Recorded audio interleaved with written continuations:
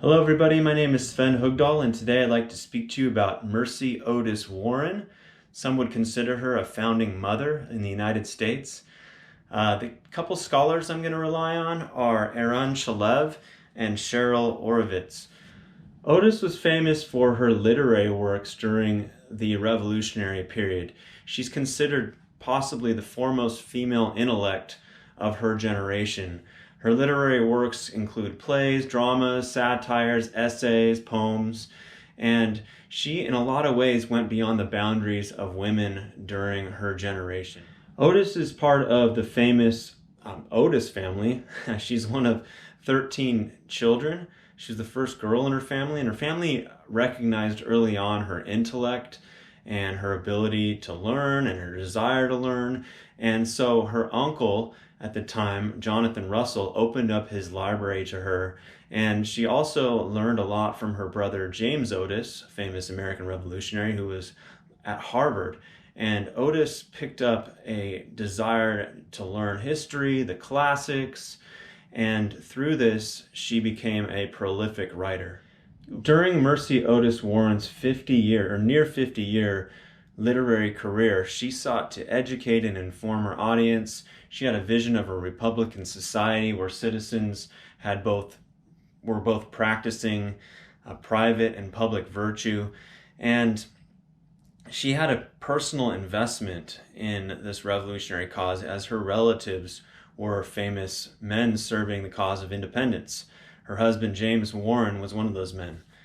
In fact, it was her husband, James Warren, who encouraged Mercy Otis Warren to begin writing and to use her talents in order to further the revolutionary cause. Warren's vision for Republican society came from her love of the classics. Writes Eran Shalev, she made use of ancient history to classicize her compatriots' political imagination, and the severe ideological strains that they, being American revolutionaries, experienced after 1765 encouraged American leaders and patriots to use the classical world to promote revolutionary ends, and the classics became a medium for legitimizing and constructing reality in terms of a venerated Republican past. So there was this intense intellectual and emotional relationship with the narratives and heroes of antiquity, and Warren really used that. She also relied upon her faith as a Christian. Some of Mercy Otis Warren's famous works were some satirical plays she wrote. One of them was called The Group, another The Defeat, and then the famous Adolatur. In this, she used famous Roman characters such as Caesar and Brutus, and she paralleled that with American Revolutionary Society. She called out the British overlords, Hutchinson being one of them. Ironically, she would live in Hutchinson's house later on in 1781 during the Revolution. And Warren was a little bit worried about what she was writing because she was worried that she was being unchristian in some ways, using satire. So she wrote John Adams, and John Adams responded by encouraging Warren and affirming her skills and the necessity of her abilities, and basically saying that she was working towards a righteous cause. Unfortunately, later on, there was a rift between the Adams and the Warrens, mainly after the war when John Adams began to kind of move away from some of the revolutionary ideas. Towards the end of Warren's life, she became associated with the anti-federalist movement, those who were skeptical of the new government that was created after the Articles of Confederation.